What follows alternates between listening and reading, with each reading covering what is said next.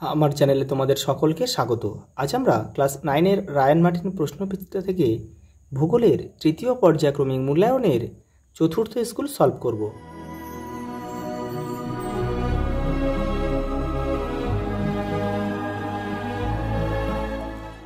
প্রথম প্রশ্ন দেখো, সূর্যের নিকটতম গ্রহ হচ্ছে বুধ। দিগন্তরেখা দেখতে হয় গোলাকার।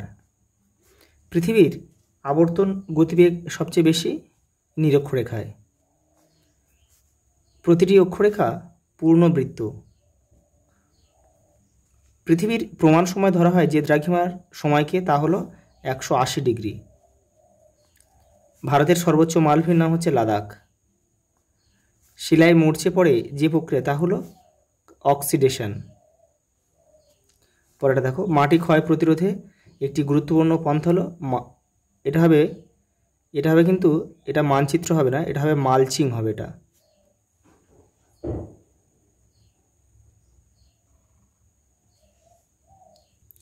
কারণ কি দেখো, ঝুম চাষ হচ্ছে ভূমিক্ষয় হয়, বৃক্ষ ছেদনেও ভূমিক্ষয় হয়, পশুচারণেও কিন্তু ভূমিক্ষয় হয়, কিন্তু এটাই মানচিত্র হবে না, এখানে কিন্তু মালচিং শব্দটা ব্যবহার করতে হবে আমাদের।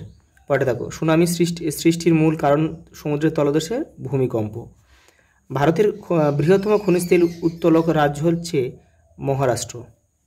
মহারাষ্ট্রের মুম্বাই হাইতে যে বিশাল দুটি সাগর বিকাশ আর সাগর সম্রাট নামে যে দুটি ভাসমান প্ল্যাটফর্ম রয়েছে, সেখান থেকে কিন্তু বেশি তেল উৎপন্ন করা হয়। একটি অপ্রচলিত শক্তি সম্পদ হলো বায়ুশক্তি। তিলপাড়া ব্যারেজ যে নদীর উপর অবস্থিত, তা হলো ময়ূরাক্ষী। এটা কিন্তু বীরভূমে অবস্থিত। অক্টোবর মাসে যে ঘূর্ণাবর্তে বৃষ্টিপাত হয়, তা হলো আশ্বিনের ঝড়।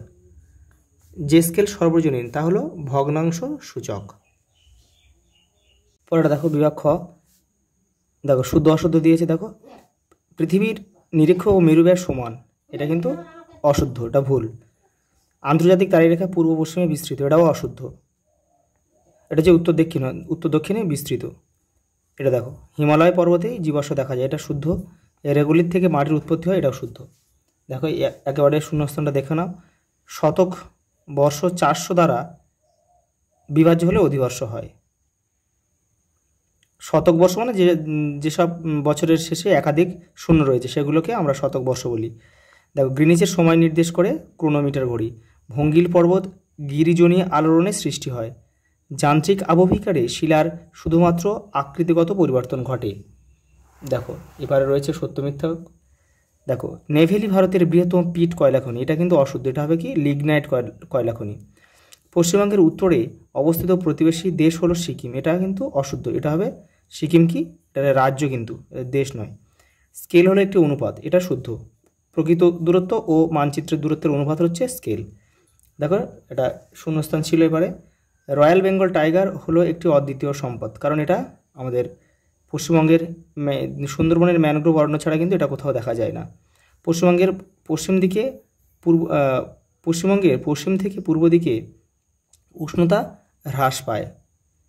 পরেরটা দেখো, প্রথম মানচিত্রের উদ্ভব ঘটে ব্যাবিলনে।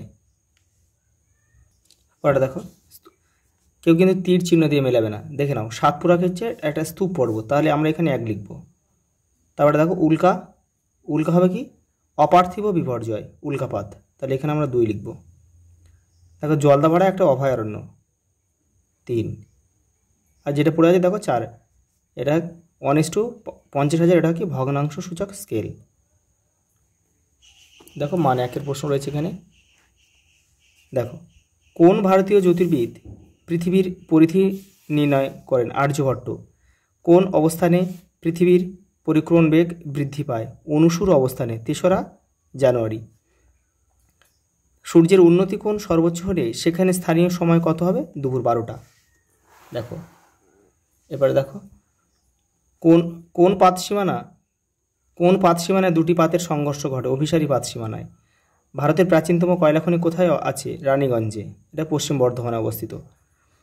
পশ্চিমবঙ্গের বৃহত্তম জেলাখণ্ডটি দক্ষিণ 24 পরগনা। রৈখিক স্কেলে কি ভাগ থাকে? সরল রৈখিক আর তুলনামূলক। দেখো, এবারে আমরা এই পর্বে কিন্তু আমরা কেবলমাত্র শুধু শর্ট প্রশ্নগুলো করব। মান 2 এবং মান 3, 5 এগুলো তোমরা কিন্তু তোমাদের বইয়ে পেয়ে যাবে। দেখো, এবারে মানচিত্রটা একটু দেখে নাও। প্রথমে দিয়েছে দেখো জলপাইগুড়ি। এই যে প্রথমে কিন্তু তোমরা কিন্তু এখানে নাম, এখানে ক্লাস, সেকশন, রোল লিখবে। আর এই ম্যাপটা কিন্তু তোমরা সবাই পেন্সিলে করবে।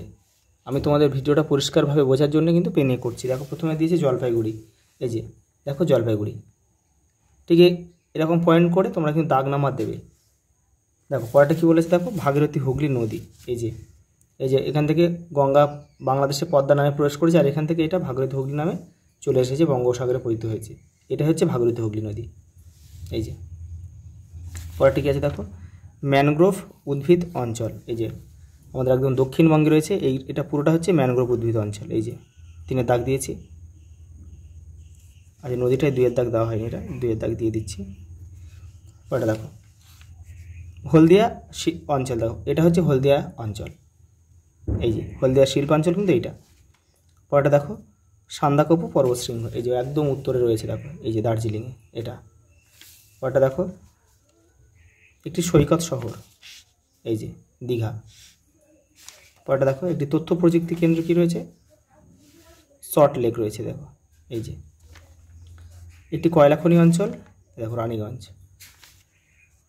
শুশুনিয়া পাহাড় এই রয়েছে। আর চা উৎপাদক অঞ্চল দেখো এই দার্জিলিং।